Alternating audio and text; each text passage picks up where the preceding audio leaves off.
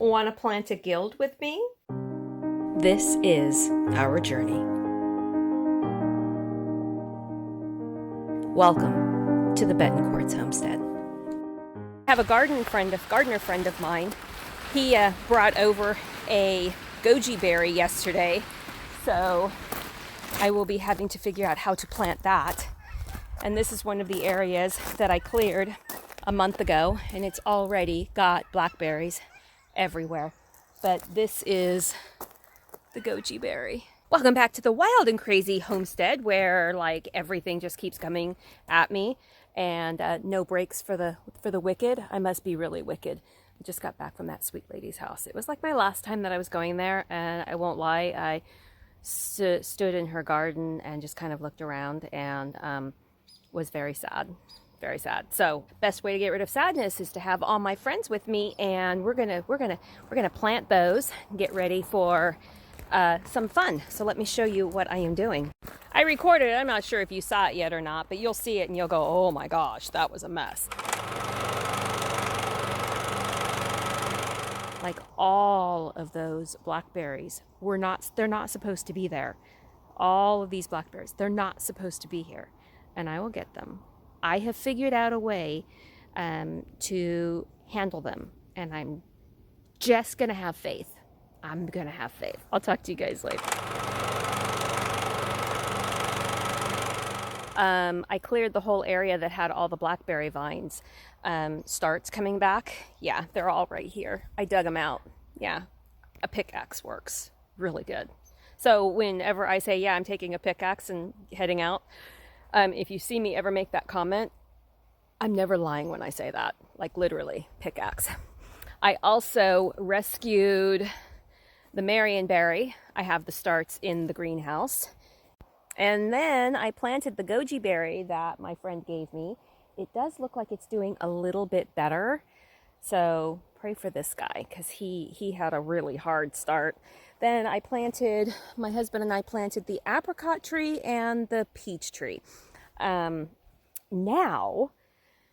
that's the peach over there. So now, when you're doing a guild, when you're planting in the permaculture system, these are going to be trees. They're not going to be the overstory trees. They're not the tall trees. They're the second tall trees. What do apricots and peaches like? I know what peach is like because I had a peach tree over there. Peach is like asparagus. Did you know that? Peach is like asparagus. And I happen to have asparagus waiting to go in the ground. So let's go over and look at that.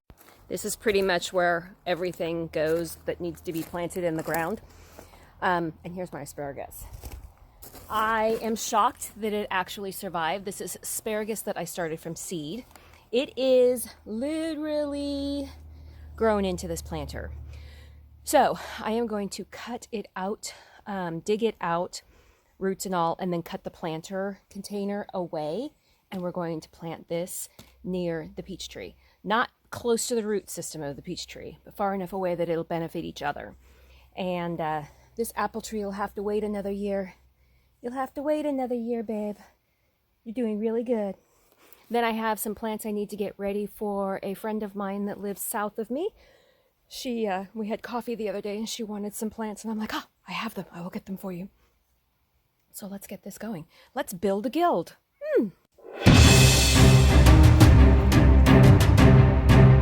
Okay, here is where we start doing the research. So I am on the permacultureplantdatabase.com.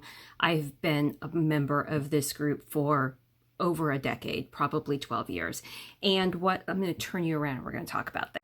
So I opened up the database. You can see it's up here. I opened up the database. I went to plant database and plant list, and then I typed in peach, and I did the basic scientific name of Prunus persica. I already know how it wants to be planted. I've already planted it. But what I want to know is about that it can be used for food. It's got essential oils from the seed.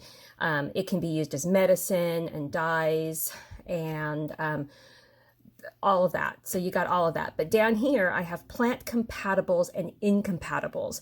So asparagus, which I just planted, is compatible. Peaches and asparagus are common intercropped. Egyptian onions are compatible. I have some of those laying around.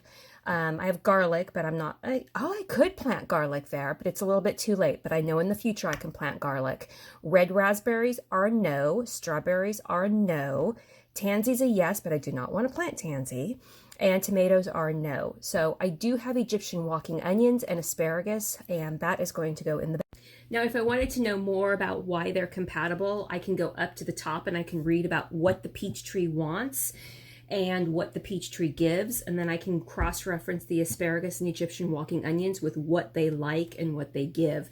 And pretty much you'll find out that what one gives and one likes, the other one is going to give and take from there. So let's do the apricot tree, because when I go back down there, I also have the apricot tree to plant around also. So for that, I'm going to hit plant list.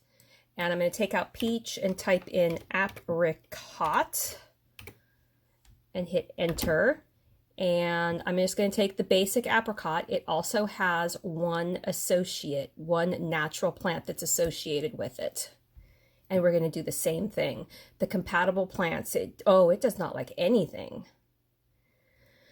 Eggplant, flower and tobacco, morning glory, oats, petunia, sage. It likes tansy, but it doesn't like, and I'm not going to plant any of those. Good thing about sage, because sometimes I would plant sage. There you go.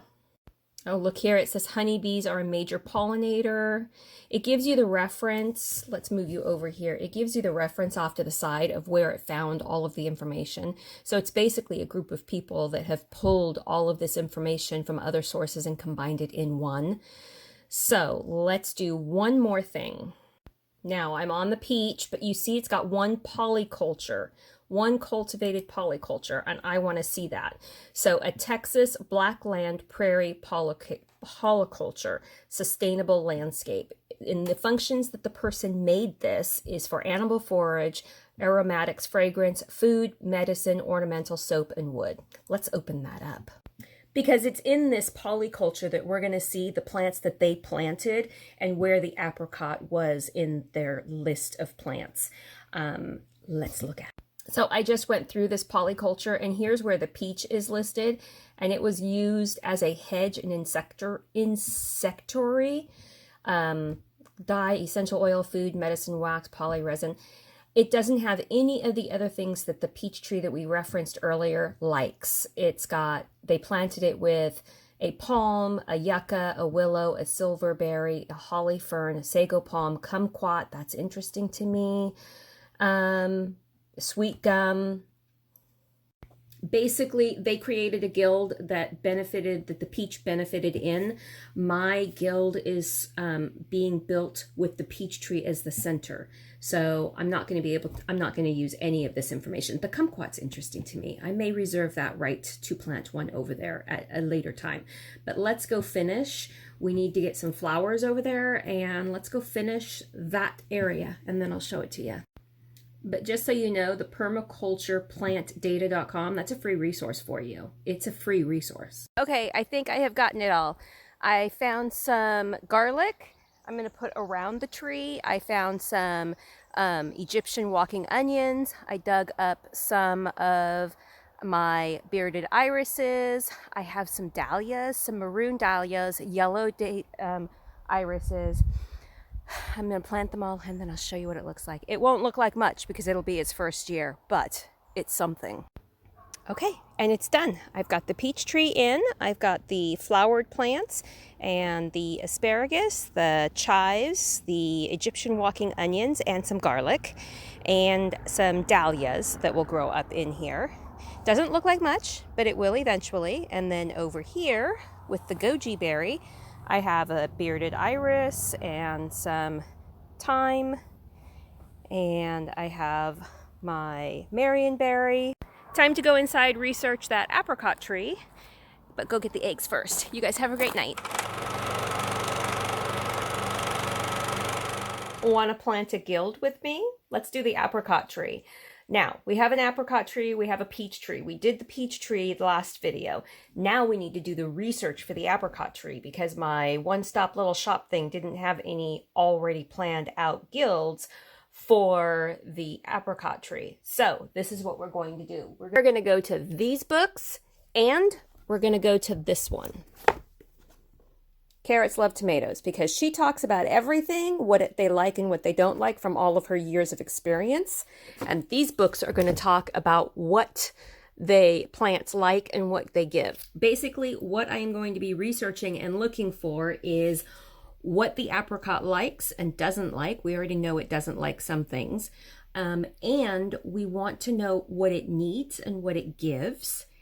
And we are going to want to get a bushes underneath it, trailing plants underneath it, kind of like ground cover. And we're going to want to get flowers, herbs, and that's about it. So let's get to it. Actually, I'm going to do the research and then I'll tell you what I found because it could take hours. Here's what I have found. It's going to sound really weird, but this is what I have found. Research has found that moldy oats, apricot trees do not like moldy oats, but peach trees do. Ironically, interesting, right?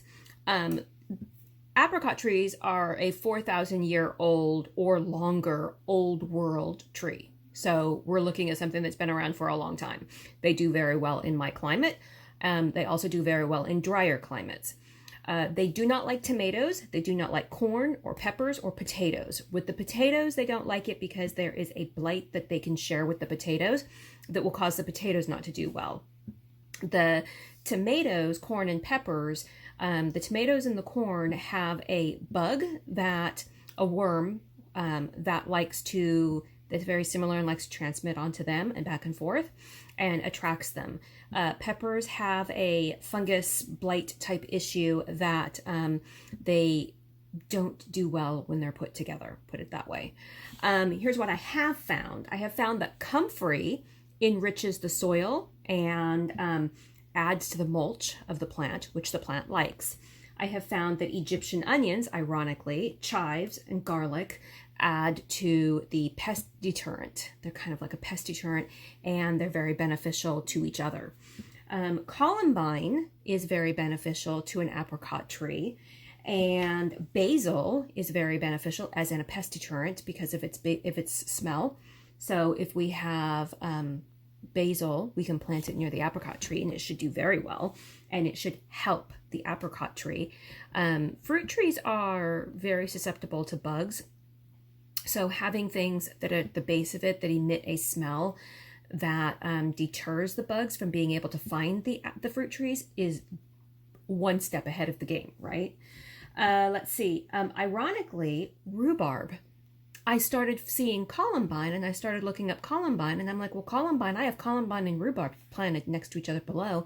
Columbine and rhubarb do very well together. And so I do have a large rhubarb plant that I'm going to plant over there now because I was looking all for a place to plant this. And I'm like, oh, well, if rhubarb likes comfrey and comfrey likes, the apricot likes comfrey, yeah, they get along. They're gonna be best buds in no time.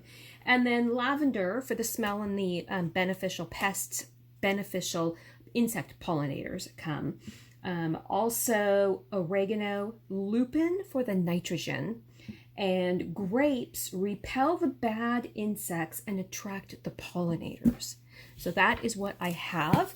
I am going to go scavenge my land and see if I have any plants that don't like where they're at that may want to be up in the new place. But I do know I have some comfrey that has seeded itself in a pathway. So I'm going to go get that and dig that up. I'll show you what it looks like at the end. That should be fun, right? Oh, I do have some chives that I planted in the wrong place. Well, I planted in an area, but it will be much more beneficially served to me over by the apricot. I planted that yesterday, so I'm going to pick that up and move that over. I do have grapes, but I have no trellis for them to climb on. But I could build a trellis. I don't know if I want to get that too into it. And I have a ton of oregano, so we're going to dig up some oregano too. Okay, I have it done. I barked in and watered, and I'm ready to go retire for a break. But this is it. Let me turn you around so I can show you what I've done. So remember, this is the apricot guild we're talking about. The apricot guild has chives. that surround it. Egyptian onions. They don't look like much right now, but they will grow to be very big. It's got columbine to bring in the pollinators, oregano to deter the pests, more columbine, and then it has rhubarb, which is looking very sad because it's going through its little shock. It will perk up, which likes comfrey, and comfrey is a mulch and nitrogen fixer for this guy, the apricot. So I've got several comfrey plants that I dug out of the pathway that's down here, way down there. There's a little pathway, and the comfrey is just sprouting up everywhere down there. And then I have some more columbine, some more oregano, and this is my pathway that I have not barked yet. I barked it all in.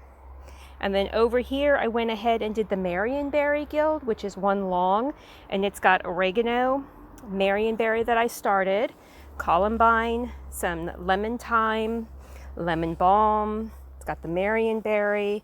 Then it's got another thyme. It's got the goji berry and irises, columbine, lemon balm. That's it right there. There you go. So it does not look like much. It doesn't. It looks like, but I know what it's going to look like. So this is year 1.